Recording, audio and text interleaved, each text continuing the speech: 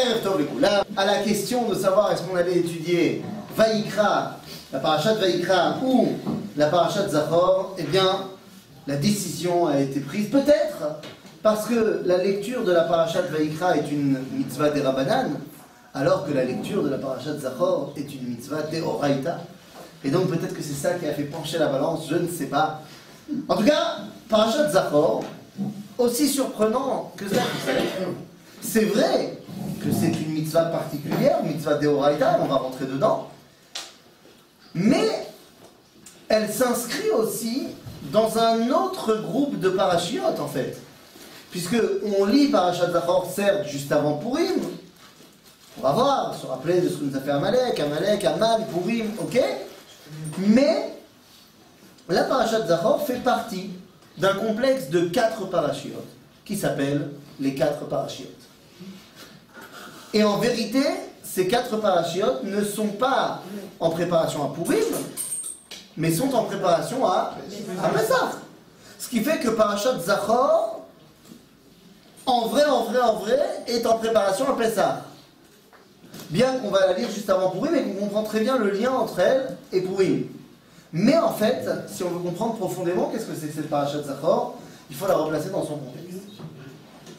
Alors, le temps que nos photocopies arrivent, je vais simplement vous lire la Parashat de Zachor. Les quelques versets qui sont la Parashat de Zachor, qu'on va lire dans le Maftir de cette semaine. Et donc la Parashat de Zachor, comme on a dit, c'est une mitzvah de la Torah. À tel point que, voilà, tout le monde doit venir à la synagogue. Et si tout le monde ne vient pas à la synagogue ce Shabbat pour entendre la Parashat de Zachor, ne soyez pas stressés, il y a des sessions de rattrapage. Dans beaucoup, alors d'abord, la première session de rattrapage, c'est que dans beaucoup de communautés, à la fin de la tefila, on va relire la Parashat de Zachor pour mesdames qui ne sont pas arrivées à l'heure. Ou messieurs qui ne sont pas arrivés à l'heure. Ça marche aussi. Ça existe aussi. Bien sûr, ça existe aussi. Il y a une deuxième section de rattrapage, c'est Purim. C'est-à-dire, pendant la lecture de la Megillah, tu peux, en entendant la Megillah, penser que c'est ça qui va te sortir les Dechovah de Zachor. Puisqu'en lisant la Megillah, tu te rappelles de ce que tu as fait à Amalek. La lecture de la Torah de Purim. Non, de la Megillah. De la Megillah. Quand tu lis la Megillah, tu te rappelles de ce qu'a fait un des descendants d'Amalek au peuple juif. Donc en cela, tu peux te rappeler de ce que tu as fait à Amalek. Et il y a également, lorsque tu arriveras à la paracha de Kitetse, la Milchama, où est marqué les versets de Zachor, eh bien tu pourras aussi, si tu avais loupé, avoir l'intention de faire la mitzvah. Mais il faut la faire cette mitzvah. Sûrement la musique était belle. Mais bon. Parashat Zachor, c'est 3 versets. Mais 3 versets qui sont extrêmement condensés en mitzvot. Alors je vais vous le lire. Pour l'instant, vous n'avez pas le texte. Ça viendra. Zachor asher asa lecha Amalek baderech betzetrem mitzrayim asher karcha baderech vayizanef becha kol הנכשלים אחריך ואתה עייף ויגע ולא ירא אלוהים והיה בהניח השם אלוהיך לך מכל אויבך מסביב בארץ אשר השם אלוהיך נותן לך נחלה לרשתה תמחה את זכר עמלק מתחת השמיים לא תשכח. Je traduis. Souviens-toi de ce que tu as fait à Amalek lorsque tu étais en chemin, lorsque tu es sorti d'Égypte. Il t'a refroidi dans ce chemin. Toi, tu étais chaud, tu venais de sortir d'Égypte, et il t'a refroidi. Et il s'est attaqué à tous ceux qui étaient faibles et à la traîne. Et toi, tu étais fatigué, tu n'en pouvais plus, tant physiquement que spirituellement. Velo yareh Elohim, et tu avais un problème dans ta relation à Dieu. Mais lorsque, ça c'était à l'époque, mais lorsque Dieu t'aura placé dans la terre de ton héritage, dans ta terre, et qu'il aura enlevé tous tes ennemis, et que tu seras bien pépère, à ce moment-là, efface le souvenir d'Amalek de dessous les cieux, et n'oublie pas. Le verset.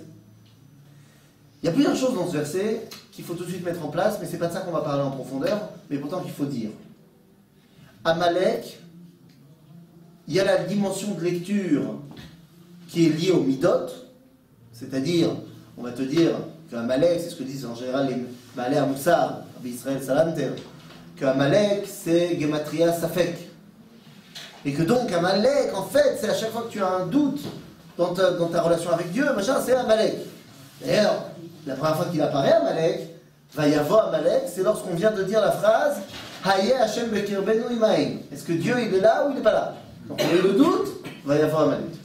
Sauf que dans les faits, Amalek ne peut pas venir n'importe quand. Amalek, c'est-à-dire cette volonté de détruire, d'annihiler le peuple juif, c'est pas tout le temps. Ben non, c'est pas tout le temps. Ce ne sont qu'à des moments bien spécifiques. En fin de paracha, toujours, c'est étonnant quand même. En tant que quoi? Toujours maftir. Ah, tu dis c'est toujours à la fin de la paracha. Et il y a un rapport. Que c'est toujours à la fin? Béchalar aussi, c'est pareil. Nahon, Béchalar aussi, c'est à la fin. Eh ben oui, quelque part, oui. Parce qu'en fait, c'est quoi cette histoire? Je vous dis que ça ne peut pas venir tout le temps à Amalek. Quand on est en galoute, il ne peut pas y avoir Amalek. Pourquoi il ne peut pas y avoir Amalek quand on est en galoute? Bah, prenons l'exemple le plus bateau. Quand on est en Égypte, est-ce que Amalek peut nous faire quoi que ce soit? Non. Pourquoi non? Parce que pour nous faire quoi que ce soit, il faudrait que quoi? Qu'il rentre en Égypte. Il faudrait vraiment que Pharaon il va laisser un ennemi rentrer dans les frontières de son pays. Non. Pharaon, il dit à Amalek, c'est mes juifs. C'est moi qui les persécute, c'est pas toi. Et il va certainement pas nous détruire, Pharaon. Pharaon ne veut pas nous détruire. Pourquoi il veut pas nous détruire? Il nous utilise. On est ses esclaves. Donc il n'a aucun intérêt à nous voir détruire. Alors oui, persécuter, oui. Calmer, oui, mais pas détruire. Et il en va de même dans tous les exils. Lorsqu'on est en exil, le non-juif ou les non-juifs chez qui on est n'a absolument pas l'intention de nous détruire. De nous persécuter par-ci par-là, bah oui, ça on a vu, hein, pas de problème. Mais la destruction totale, non. Hein? Alors attendez, j'ai 2 secondes. Parce qu'on comprend bien justement qu'il y a une différence entre un pogrom, les Cosaques par-ci par-là, et la Shoah. On ne peut pas mettre ça sur le même plan d'égalité, on est d'accord? Et en fait, tout ça, on peut le retrouver dans un verset de la paracha de Vaetranan, où on nous dit là-bas, dans le livre de Dvarim, Dieu nous informe que lorsqu'on sera en exil, il nous protégera. Quel? On nous dit dans la Torah que lorsque biyotam be'eretz oivehem lo ma'astim velo galatim lechalotam la'afer et beriti itam, que lorsque je serai dans la terre de mes ennemis, eh bien Dieu ne m'oubliera pas, ne m'abandonnera pas. Et qu'est-ce que ça veut dire biyotam? Lorsqu'ils devront y être. En d'autres termes, lorsqu'on est en exil, on est entre guillemets protégé par le goy qui nous sert d'hôte, qui ne laissera pas Amalek nous annihiler. Évidemment, Yad Hashem est là. Lorsqu'on est à Jérusalem, c'est-à-dire lorsqu'on est en Géoula, qu'on est rentré à la maison, qu'on est fort, qu'on a une armée, qu'on a Tsahal, ben, j'ai envie de te dire, comme disait Obélix, qu'ils y viennent. Vous voyez que Amalek veut nous faire quelque chose aujourd'hui, mais qu'ils viennent. On saura comment le recevoir. Et donc, c'est pas non plus là qu'il peut nous attaquer. Il nous attaque Amalek, Bader. Zachor asher asa lecha Amalek, Bader betzetrem mimitzrayim. Qu'est-ce que ça veut dire? Lorsqu'on n'est plus en exil, mais qu'on n'est pas encore arrivé à la maison. Dans cette notion de derer, le danger d'Amalek rôde. La première fois dans l'histoire, c'était quoi? C'était pas avec Amalek, c'était avec son grand-père. Lorsque Yaakov, qui est en substance le peuple juif, est chez Lavan, il est protégé. Lavan ne veut pas le tuer, au contraire, il veut profiter de lui. Mais maintenant, Yaakov part de chez Lavan, il n'est pas encore rentré chez Yitzhak en Eretz Israël, et Esav arrive et veut le tuer. Plus tard, lorsqu'on sort d'Égypte, on est sorti d'Égypte, on n'est pas encore rentré en Israël avec Yoshua, va y avoir Amalek. Plus tard, Purim, on est sorti de l'exil de la Perse, puisque Koresh, le roi de Perse, nous a donné la permission de rentrer en Israël, de reconstruire le Beth Amikdash. On n'a pas encore concrètement reconstruit le Beth Amikdash, Ezra, Nehemia, au milieu, Pourim. Aman. Il veut nous détruire. Et dans notre génération, on a reçu la permission des nations de partir d'exil, déclaration Balfour, à San Remo, lorsque la SDN va ratifier la déclaration Balfour. Mais on n'est pas encore rentré à la maison, on n'a pas encore créé l'État d'Israël, et on sait ce qu'il y a eu entre les deux. Et l'Espagne pour L'Espagne, absolument pas. L'Inquisition ne veut pas détruire le peuple juif, elle veut les convertir. Ils ont tué. Ils ont tué, je dis pas qu'ils ne sont pas tués, mais sauf que si en Espagne tu disais je me convertis, je deviens un bon chrétien, on ne faisait rien. Donc l'idée n'est pas de détruire tous les juifs qu'on trouve. Enlever la spiritualité, c'est pas la Amalek, c'est pas non plus la Shoah. Ok? Donc en cela, Amalek c'est Bader. Qu'est-ce qui s'est passé qu'on a réussi dans les autres fois à s'en sortir et que là, dans notre génération, on n'a pas réussi à s'en sortir? Bah d'abord, je ne sais pas. Mais peut-être qu'il y avait quelque chose avant qu'on n'a plus, ou qu'on n'avait pas à ce moment-là, et qui ne nous a pas permis de nous en sortir. Et ce n'est en aucun cas le fait qu'avant on était religieux et que maintenant on ne l'est pas. C'est absurde. C'est-à-dire, mais la première réponse est que je ne sais pas. Le fait est qu'on nous a attaqué Baderer et qu'on nous a pris 6 millions. Ok? Mais ça veut dire quoi? Un peu d'optimisme. C'est-à-dire que c'est terminé, Amalek. Amalek ne peut plus rien nous faire. Non. Ça y est. Alors, on est rentré à la maison. La Géoula a commencé. Donc on n'est plus Baderer. Et puisqu'on n'est plus Baderer, le danger que représente Amalek n'est plus. Il y a d'autres dangers. Mais Amalek, non. Il ne nous reste plus qu'à réaliser le Timchet Zecher Amalek. Et c'est ce qui me permet de revenir dans le texte. Maintenant que vous l'avez, je vous invite à le reprendre. Je vais le relire en hébreu et vous allez me dire combien de mitzvot y a-t-il dans ces 3 petits versets. זכור אשר עשה לך עמלק בדרך בצאתכם ממצרים אשר קרתך בדרך ויזנב בך כל יום שנים אחריך ואתה אהיה ויגע ולא ירא אלוהים והיה בהניח השם אלוהיך מכל אויבך מסביב בארץ ואשר השם אלוהיך נותן לך נחלה ורשתה תמחה את זכר עמלק מתחת השמיים לא תשכח. Alors combien de mitzvot avons-nous? 3.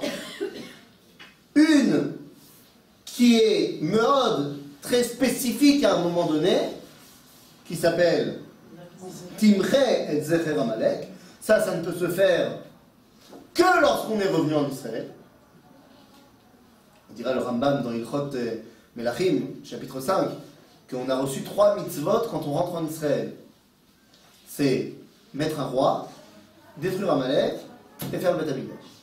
Donc ça dépend de si on est là. Mais il y a 2 autres mitzvot qui ne dépendent pas de si on est là ou pas, qui sont tout le temps. La première, c'est Zachor, et la seconde c'est Lotishka. C'est une mitzvah aussi.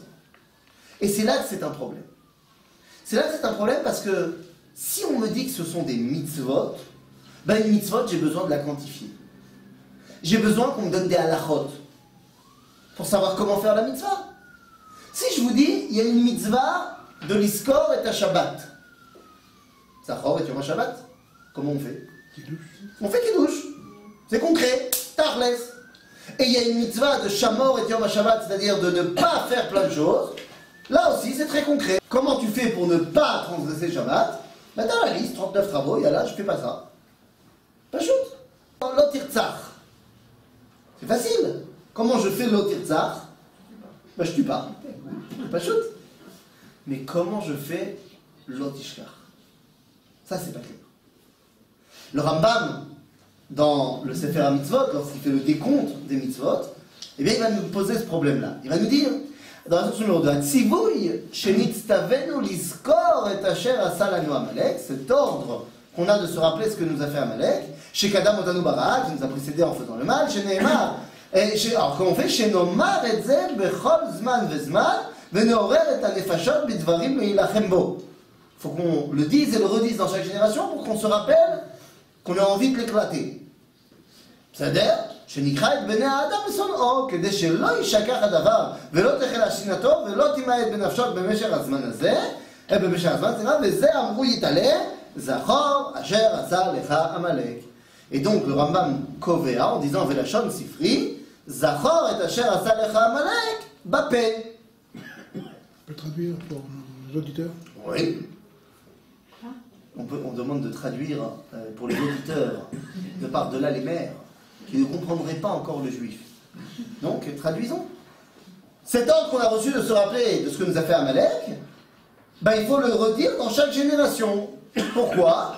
Pour que, on soit motivé à savoir s'occuper de lui quand on pourra s'occuper de lui, et surtout, pour ne pas oublier ce qu'il nous a fait. Et donc, comment on fait ça?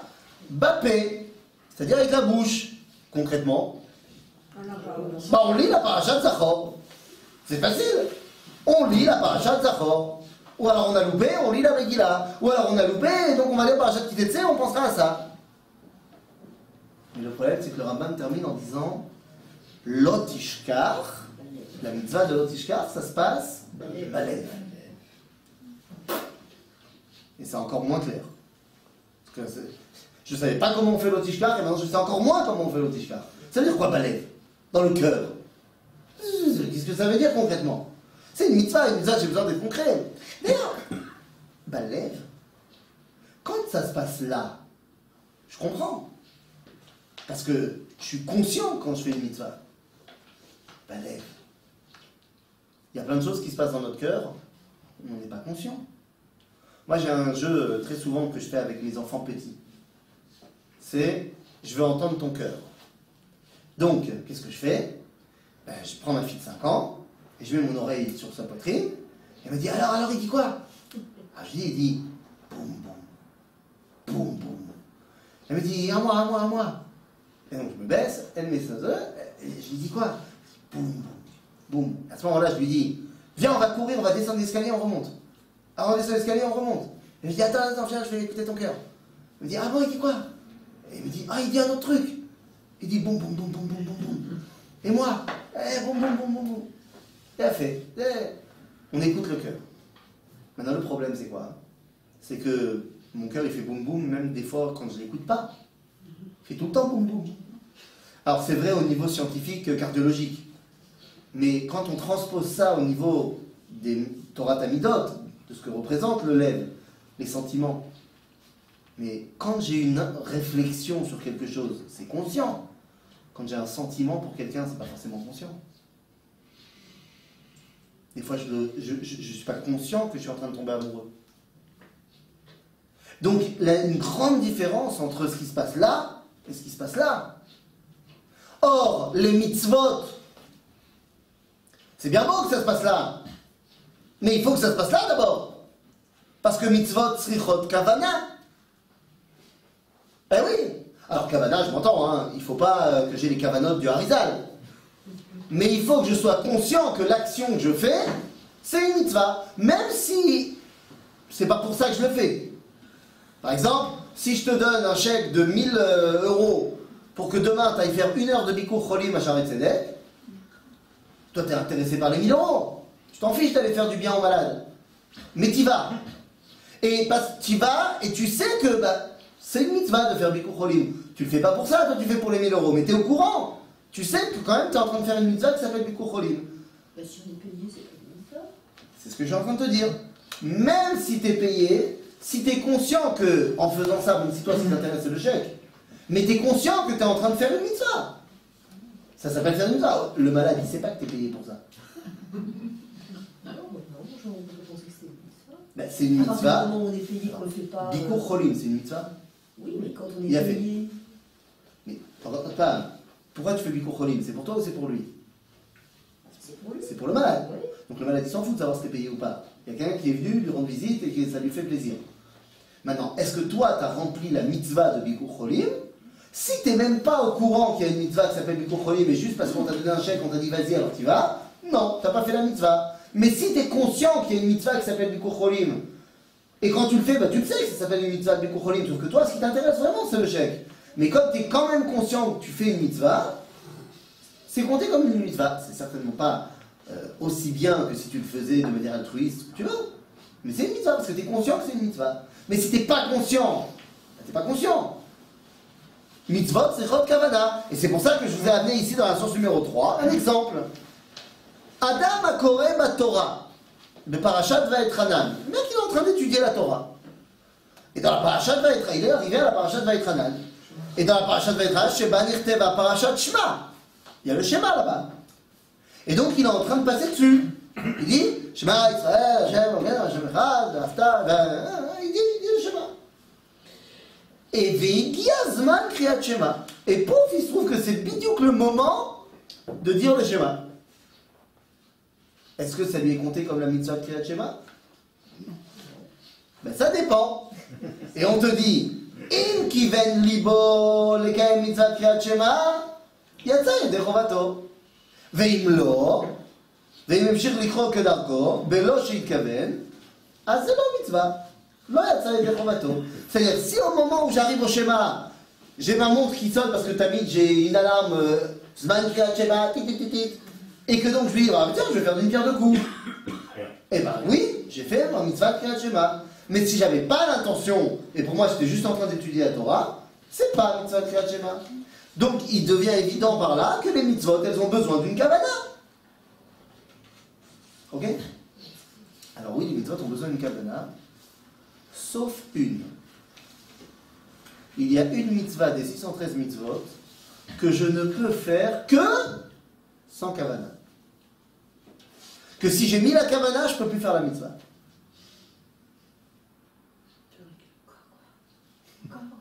Hein? Je répète, il existe, on a compris qu'il faut une kavana, une intention dans la mitzvah. Mais il y en a une où tu ne peux la faire que sans intention. Tuer. Pourquoi? Parce que c'est pas une mitzvah, c'est assourd de tuer. Il y en a qui ont l'intention aussi. Non, on n'a pas le droit de tuer dans le parce que vous êtes au courant. C'est une mitzvah négative. De ne pas tuer. On a le droit de pas assassiner. Exact. Hein? Il y a une différence entre tuer et assassiner. Non, mais la Torah ne fait pas cette différence-là. On n'a pas le droit de tuer, L'auteur sauf dans des cas. Mais si j'ai ta Mais c'est vrai pour toute la halakha, on n'a pas le droit de transgresser Shabbat, sauf dans des cas. C'est vrai. Nous? C'est là, c'est le Tishkar? Non, le Tishkar, c'est... Je sais pas encore comment on fait celle-là. C'est ça là. Non, c'est pas celle-là. Donc il y a deux. On va voir. Peut-être. Mais là, j'en veux une autre. Mais elle ressemble. J'ai une mitzvah que, pour être un mec bien, j'ai une mitzvah que, parce que vous savez qu'à l'époque, 98% du peuple juif était agriculteur. Et donc, j'avais une mitzvah en tant qu'agriculteur que lorsque, que lorsque je récolte mon champ, je dois laisser un carré pour le pauvre. Cette mitzvah, elle s'appelle PA. Et PA, c'est très conscient. J'ai laissé un carré volontairement pour les pauvres. Dans tout le reste de mon champ, j'ai récolté mon blé. Maintenant, j'ai fait des grands épis, machin, et à un moment donné, je dois les prendre pour les mettre dans le camion. Et voilà, je prends mes épis de blé, et il y en a qui sont tombés de mes bras. Mais j'ai pas le droit de les récupérer, ça s'appelle mitzvah leket. J'ai pas le droit de les laquettes, de ramasser. C'est aussi pour le pauvre. Mais ces deux mitzvot, je suis très conscient quand je les fais. Le carré que j'ai laissé, bah, je l'ai laissé volontairement. Et les épis de blé que j'ai fait tomber, je les ai bien vus faire tomber. Mais je ne les reprends pas. Mais il y a une troisième mitzvah dans le codex de ces mitzvot-là. Et celle-là, elle est très différente. Elle s'appelle Shichecha. La mitzvah de l'oubli. C'est quoi? J'ai récolté mon champ, machin.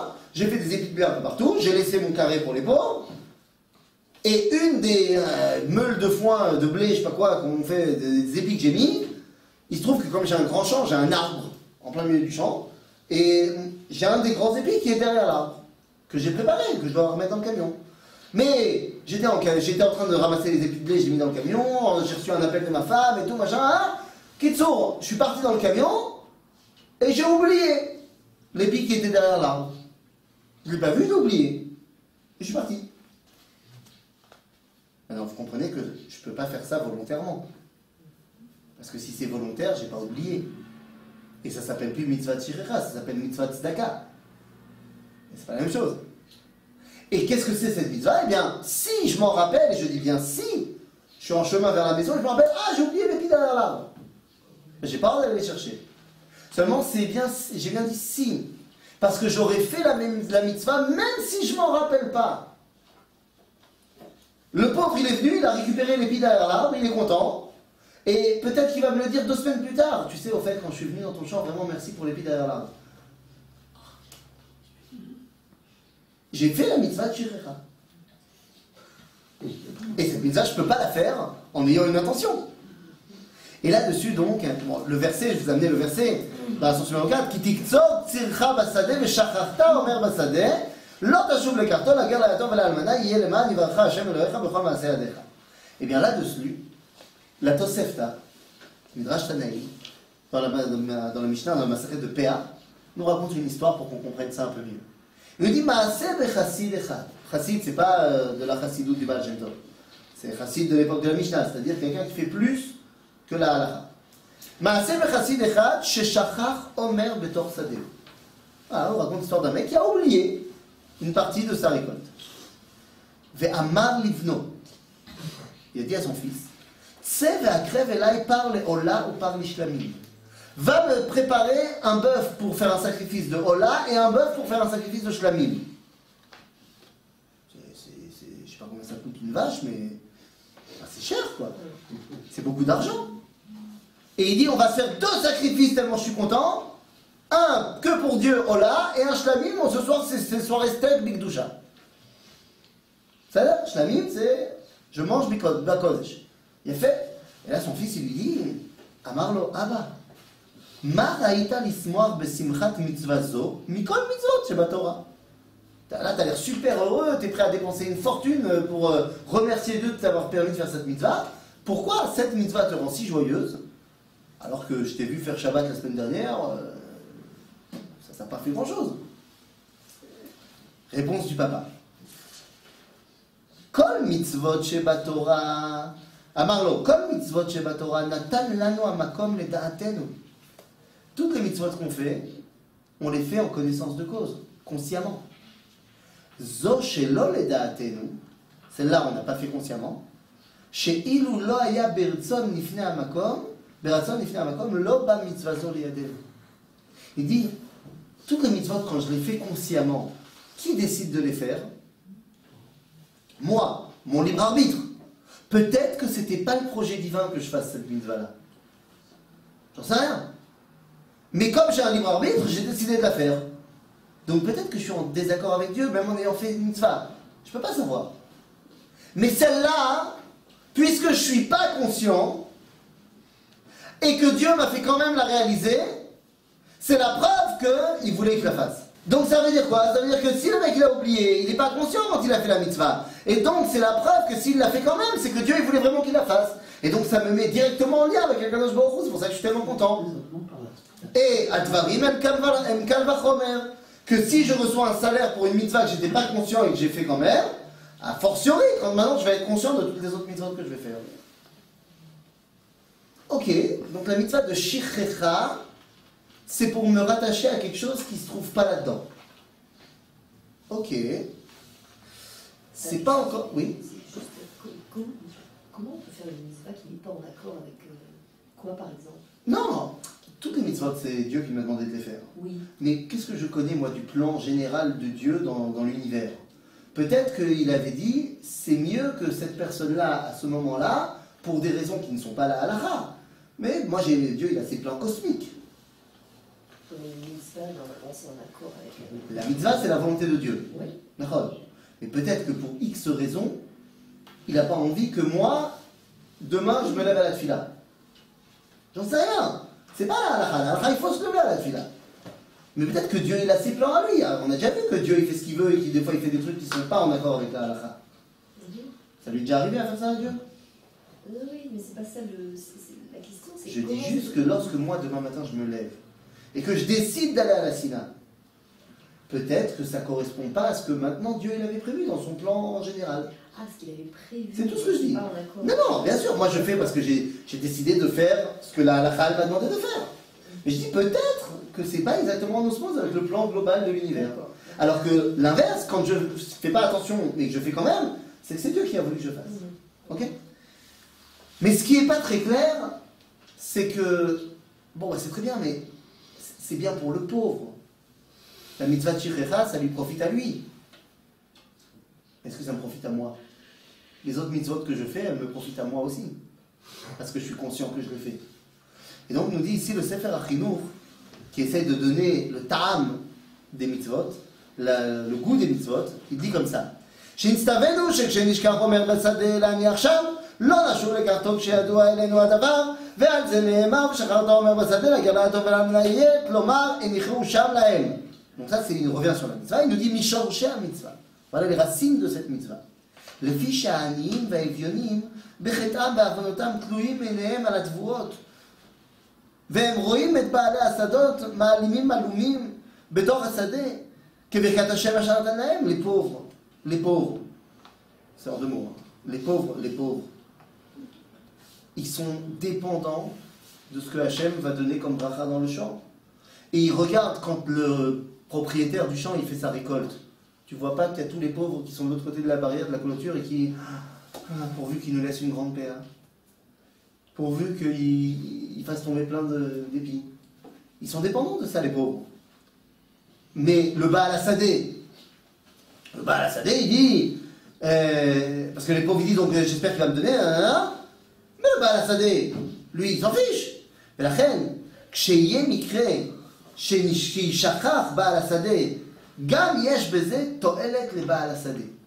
Il y a aussi un bien qui est fait au propriétaire du champ, donc il va oublier. C'est quoi ce bien? שיקנה בזה נפש טובה. Ça va le faire devenir un mensch, comme on dit en arabe. Parce qu'il ne va pas aller le rechercher quand il va se rappeler, s'il se rappelle. Et ça va lui faire apprendre à devenir un mec bien. Et en cela, ça lui fait du bien au Baal Hassadé. Le pauvre, c'est sûr que ça lui fait du bien. Mais même le propriétaire, ça lui fait du bien parce qu'il va devenir un mec bien. D'accord, c'est un mec bien, génial. Mais il me manque quelque chose. Toutes les mitzvot, ça se passe là. Cette mitzvah-là, ça se passe là. Enfin, ça se passe pas là en tout cas. Et donc, c'est pour ça que c'est pas très clair. Une mitzvah qui se passe pas avec la kavana. Une mitzvah qui se passe dans le cœur, mais le cœur il bat tout le temps. Même quand je suis pas conscient qu'il bat. Vous allez me dire, le cerveau il marche tout le temps, même quand tu n'es pas conscient qu'il marche. C'est vrai. Mais comme j'ai dit, la traduction du cœur au niveau de la valeur morale que ça représente au niveau Torah, c'est des sentiments. Alors que le cerveau, la traduction de ce qu'il représente au niveau de sa valeur morale dans la Torah, c'est quoi? Aratzon, la volonté. Et la volonté, c'est conscient. Donc c'est quand je suis conscient, Tout ce qui est du domaine du subconscient, ça rentre pas dedans. On ne sait pas. Et donc pour comprendre cela, eh bien je vous amène à ce qu'on a lu là, ce Shabbat. Ce Shabbat, on a lu le compte-rendu de la création du Mishkan, Parashat Pekudei, on a étudié la semaine dernière. Et on est repassé en revue sur plein d'objets qu'on avait déjà vus dans la Parashat Troumat et Tzavé, et parmi eux les habits du Kohen. Et dans ces habits du Kohen, il y en a un qui est particulier. C'est le tzitz. Le tzitz, c'est quoi? C'est la couronne qu'il porte sur laquelle il y a marqué Kodesh Lashem. Et cet habit-là du Kohen, il est particulier par rapport aux autres, parce que c'est le seul que le Kohen ne voit pas. Il ne peut pas le voir. Tous les autres, il peut les voir. Ou entièrement ou en partie. Mais le tzitz, il ne peut pas le voir. Le pantalon, il peut les voir. La tunique, il peut la voir.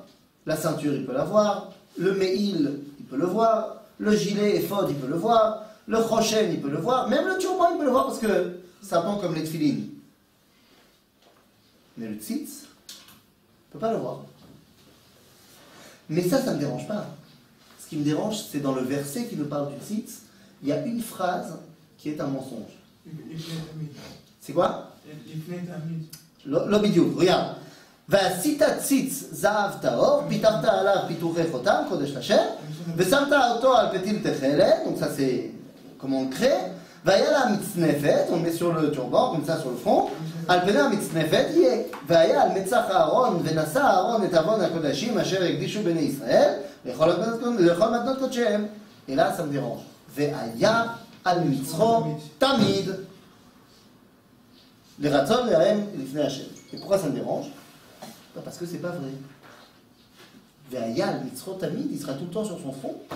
Seulement quand M. Cohen il a fini sa journée de travail et qu'il va au Sherad pour faire les courses parce que sa femme lui a dit d'aller faire les courses,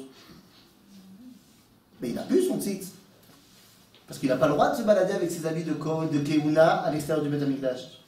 Donc son tzitz avant de partir du Beth Amikdash, il l'a mis dans le vestiaire du Kohen Gadol. Donc il n'a pas de tamid. C'est pas vrai qu'il a le mitzrot tamid. Ou là, le mitzrot tamid. Ah, très bien, tu me dis tamid ba'avoda. Sauf que c'est pas marqué. Ça aurait pu être tamid ba'avoda. C'est pas marqué. C'est marqué tamid tout court. Alors pour comprendre cela, eh bien, on va dans la Gemara dans Masechet Menachot. Je ne sais pas si vous avez déjà été dans une synagogue où pris des bachurei yeshivot. Un adulte, ce qu'on appelle les Baalei Batim, des gens qui font la Torah mais qui ne sont plus à la yeshiva, c'est des gens qui sont calmes par rapport à leur rapport avec Dieu. Les bachurei yeshiva, c'est des gens stressés dans leur rapport à Dieu. C'est-à-dire, c'est un cap à passer. Et le bachurei yeshiva, Tfilat Shacharit, en moyenne, il a des tics. Qu'il a que pendant la Tfilat Shacharit. C'est des gens qui ont des tics à plein de moments. Le bachurei yeshiva a un tic pendant la Tfilat Shacharit. Voilà, à peu près pendant 7 ou 8 fois pendant la Tfila, il va se toucher la tête. Il se fait comme ça. Et des fois, il a un miroir dans l'autre main. Pourquoi faire? Pour être bien sûr que ces tfilines, elles sont bien là. Alors, pour tous les bachurei yeshiva qui nous regardent, lorsque tu as mis tes tfilines, elles ne sont pas censées bouger. Tu mets pas un coup de boule aux gens pendant la Tfila. Donc a priori, une fois que tu as posé tes tfilines, ben ça y est, c'est bon, ça ne bougera pas jusqu'à la fin. Ah! Mais ils ont sur qui s'appuyer. Ils ont sur qui s'appuyer nos bachurei yeshiva qui touchent leur tfilin tout le temps. Nous dit la Gemara dans Maseret Menachot, ici dans la source numéro 8, Amar Rabba bar Ravuna. Chayav Adam le mashmesh batfilin bechol sha'a. On est obligé de se toucher les tfilin chaque heure. On n'a pas les tfilin chaque heure. Il y en a qui mettent les tfilin toute la journée, mais c'est pas la halakha. Donc, comment on fait quand on doit se toucher les tfilin et qu'on n'a plus les tfilin? On rattrape les heures. Ah, c'est pour ça qu'on prend des trucs d'avance. C'est pour ça qu'on se les touche plein dans la tfila, comme ça on va en avance. D'accord? Mais c'est vrai en plus.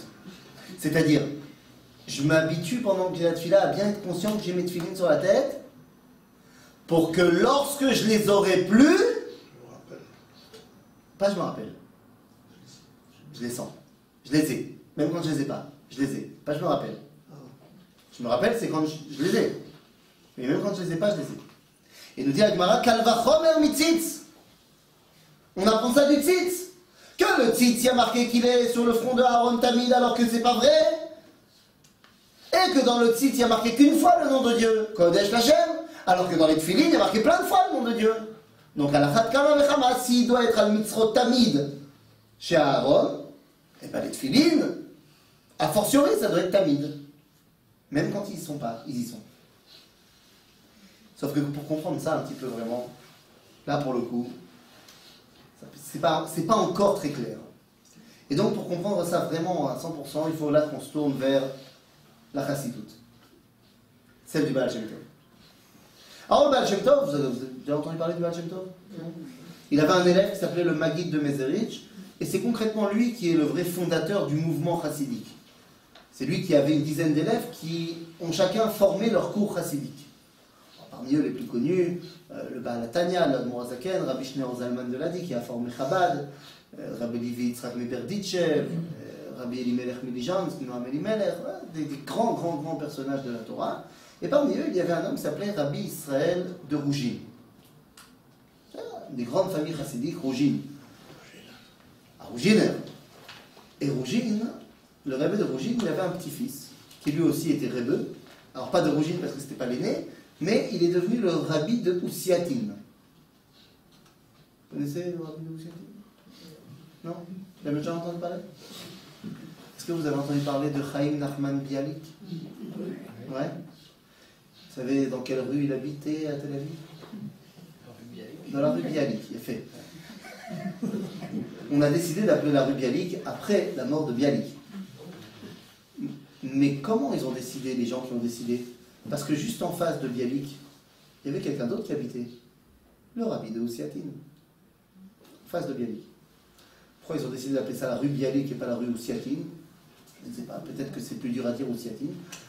Quoi qu'il en soit, le rebbe de Oussiatine, c'est un rebbe extrêmement particulier. Il fait son alia dans les années 20.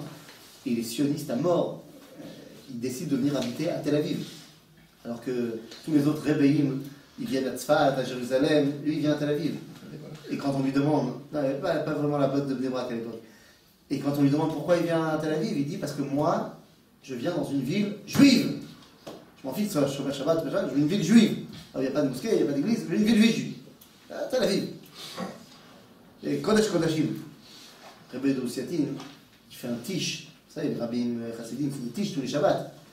Il fait un tiche extrêmement particulier le Shabbat de Yom HaAtzmaut, de la Chazat HaMedina. C'est vendredi à 4h qu'on déclare l'indépendance, à Tel Aviv. 2 heures plus tard, le rabbi de Oussiatine, il fait un tiche sur le Yom HaAtzmaut. Ouais, un personnage incroyable. Le rabbi de Oussiatine, il va se marier.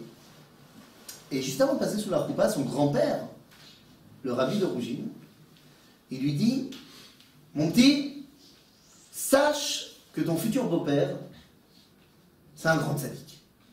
C'était Rabbi Nahum Mitchernobyl. Il dit, sache que c'est un grand tzaddik. C'était avant le problème. Rabbi Nahum Mitchernobyl, c'est un grand personnage de la Chassidut. Il dit, c'est un grand tzaddik. Ah, je dis, ah bon, c'est bien. Ah ouais, mais tu sais à quel point c'est un grand tzaddik? Sinon, eh bien, sache que ou zocher kol rega sheyesh Hashem ba'olam. Il se souvient à chaque instant qu'il y a Dieu dans le monde. C'est fait.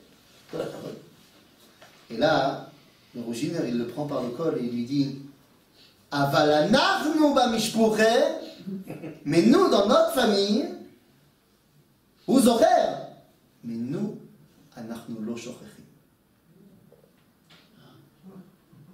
Ou zocher. Ça veut dire quoi en français? Ben justement. Lui, il se souvient. Et nous, on n'oublie pas. Qu'est-ce que ça veut dire? Je ne sais pas encore. Et donc, comme c'est compliqué, et ben, le rabbi de Oussiatine, pour une des iloulotes de son grand-père, Yortzeit, il raconte une histoire. Pour expliquer ça. Alors, l'histoire, je vais l'amener dans la source numéro 9, mais je vais vous la dire directement en français pour les auditeurs d'outre-mer. Et on raconte l'histoire d'un chassid, Maaseh bechassid echad. Alors cette fois c'est un chassid de la chassidut, qui voulait aller voir son rabbi. Donc, comme c'est une vraie histoire chassidique, ça s'est passé la nuit et il avait une charrette. Oui, parce que toutes les vraies histoires chassidiques, ça se passe la nuit avec une charrette. Si un jour vous raconte une histoire chassidique et il n'y a pas de nuit et il n'y a pas de charrette, vous savez que c'est un mensonge. Ça fait partie des constantes. Et donc, c'est la nuit, il prend sa charrette et il part voir son rabbi. Mais le rabbi, il habite loin. Et donc il y a des jours de marche, et puis à un moment donné, Shabbos, c'est Shabbat. Donc il s'arrête. Il s'arrête dans la première ville qu'il trouve pour passer Shabbat. Et quand il se bat, il va à la synagogue, et c'est la tfila, et il prie. Mais le rav de la ville, il faisait partie des misnogdim. Il était mitnaged. Vous saviez, ce courant qui était opposé à la chassidut, mais très très virulent. Et le Rav, donc, je rappelle qu'on est en Pologne dans une histoire d'il y a 250 ans, c'est pas Echal Shlomo avec 1000 personnes. Hein. S'il y avait 15 personnes dans la Sina, c'est beaucoup. Hein. Donc le Rav, il connaît sa communauté. Et il voit qu'il y a un nouveau venu. Et il le voit prier avec ferveur. À la fin de la tefila, il vient le voir, il lui dit Shalom, qui êtes-vous? D'où vous venez? Est-ce qu'on peut vous inviter pour Shabbat? Alors le chassid, il dit avec plaisir, j'avais prévu de dormir dans la synagogue, mais avec plaisir. Et donc il invite le rabbin, et toute la soirée, autour du repas de Shabbat, il parle de Halacha, de Haggadah, de Gemara, de Tanakh, ils sont mamash, ne'enim beyachad. Et le rabbin, il se rend compte que c'est pas un petit joueur, le mec à côté de lui. Et une fois qu'ils ont sympathisé, il lui pose la question qui fâche. Il lui dit, mais où vas-tu? Et là, le chassid, il lui répond, il lui dit, je vais voir mon rebbe.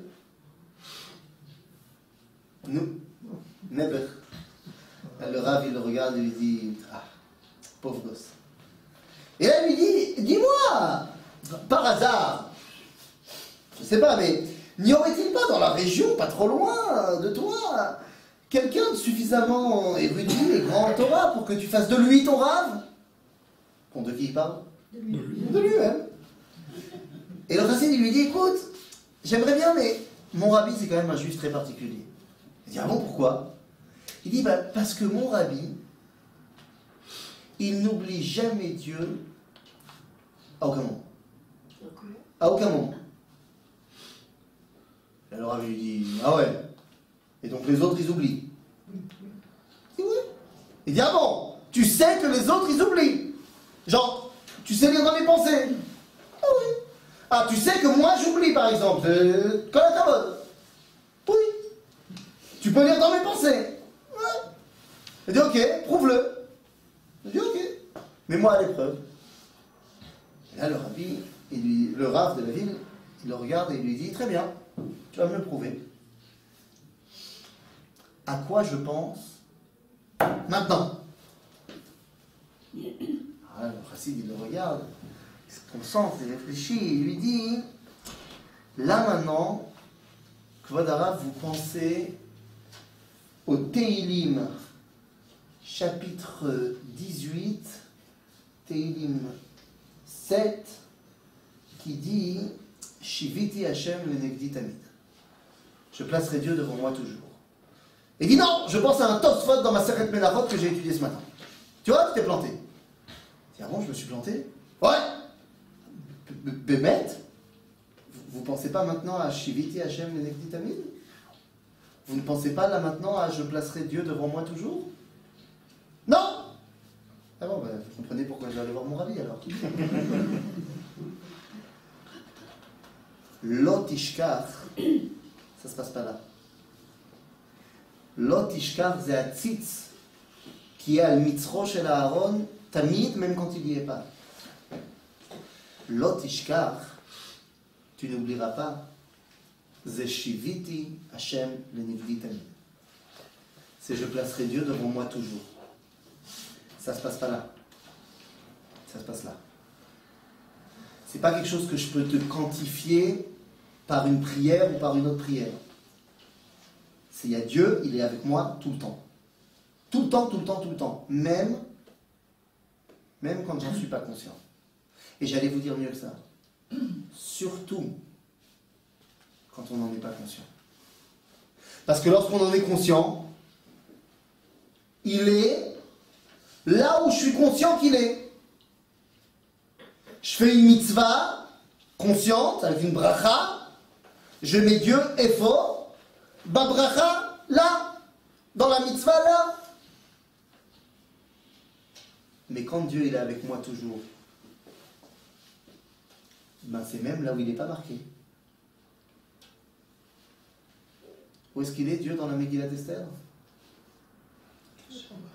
Il n'est pas marqué à la fin. S'il avait été marqué et que je t'avais demandé où il est Dieu, tu m'aurais dit, mais pas sûr que Guillemets.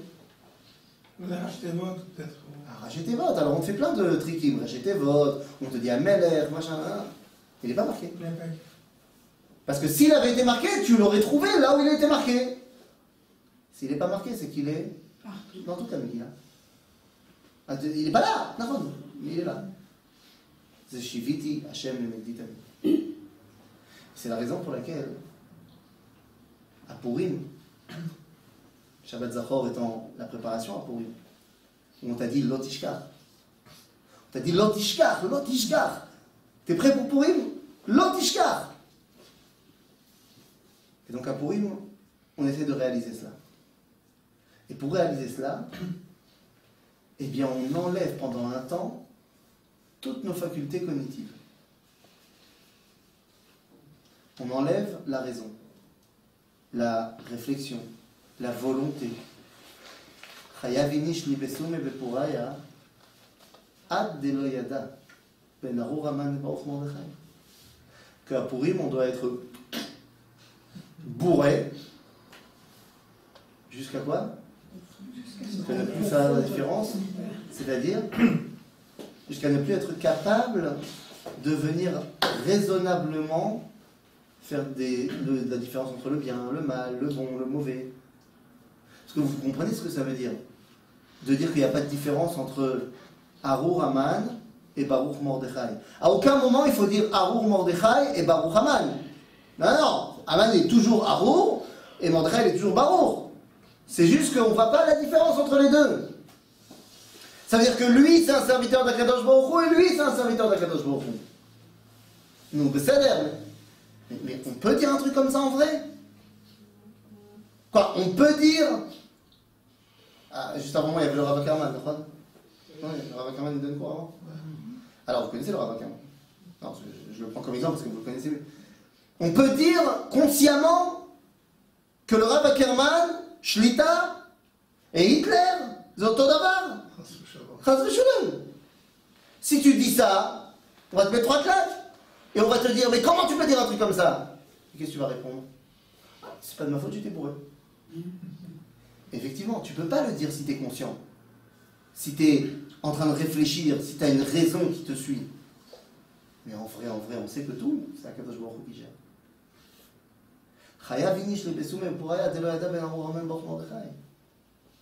Parce qu'à cause d'Akadosh Baruch Hu. De la même façon que Shiviti Hashem Lenegdi Tamid, c'est quand j'y pense, et surtout quand j'y pense pas. Parce que c'est là qu'il se dévoile encore plus. Et moi j'ai vécu ça il y a quelques années. J'étais à l'Yeshiva et c'était pour lui. Le Rosh Yeshiva, il a fait la mitzvah de Ad Delo Yada, la Méadri. Et le Mishté il s'est allongé tard dans la soirée. Machin. On était bien, on était tous comme des oufs. Et le Rosh Yeshiva, il était, comme diraient les inconnus, torchon et chiffon, carpet. Et il était parti. Et à un moment, on était en train de chanter. Je me souviens. Et il tape du poing sur le stender. Il se lève et il dit Maïriv. Ce qui veut dire en sfaradite Aravit. Celui-là d'Arvit. C'était l'heure, c'était la nuit déjà. Il dit Maïriv. Et il se lève et il prend un talit dans la teva et il se met le talit à l'envers, ensuite à l'endroit. Et il veut faire Maïriv. Et moi, à ce moment-là, j'ai à peu près 4 ans de yeshiva derrière moi, donc j'étais persuadé que j'étais déjà le Gdolador.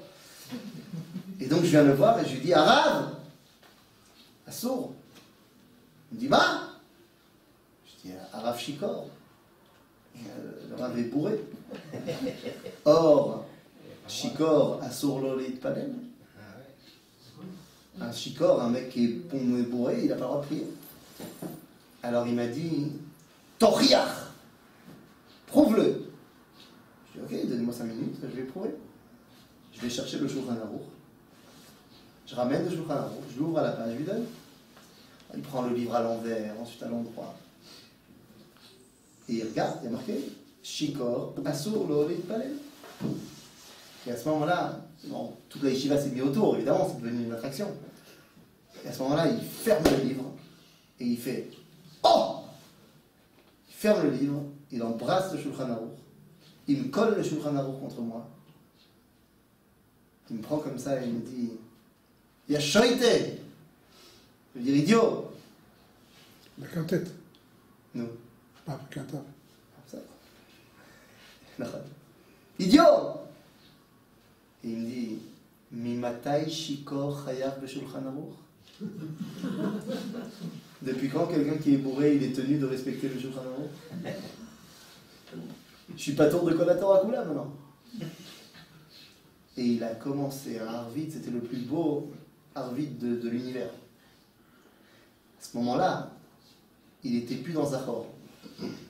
Il était complètement dans l'Otishkar. Zachor, Asher Asalecha Amalek, on va le lire avant Purim. Oui, pour se rappeler de ce que nous a fait Amalek, bien sûr. Mais surtout pour pouvoir arriver à Purim, à la dimension de l'Otishkar. Cette dimension de Shiviti Hashem Lenegdi Tamid. Et quelque part, si on n'est pas passé de Zachor à l'Otishkar, rien du tout. Rien du tout. Rien du tout. Mais dans la mesure où la première fois où Amalek est apparu, c'était parce que tu avais un doute si Akadosh Baruch Hu était avec toi ou pas. Puisque tu as dit Ayesh Hashem Bekir Beno Imain, va y avoir Amalek. Eh bien, l'antidote à cela, c'est quoi? C'est Shiviti Hashem Lenegditami. Vous n'avez plus de doute. Le Tishkar, c'est rapport d'Hachem. Bien sûr, l'Otishkar, c'est Akadosh Baruch Hu. Maintenant, pourquoi est-ce que tu le lis ici avec Amalek? Parce que la première fois où en fait ça s'est passé, c'est parce que tu as oublié. Tu as été Shochéach à l'époque. Donc maintenant, l'Otishkar. Et pour pouvoir passer de l'un à l'autre, on a besoin de Chayavinish Libesum et le Pouraya.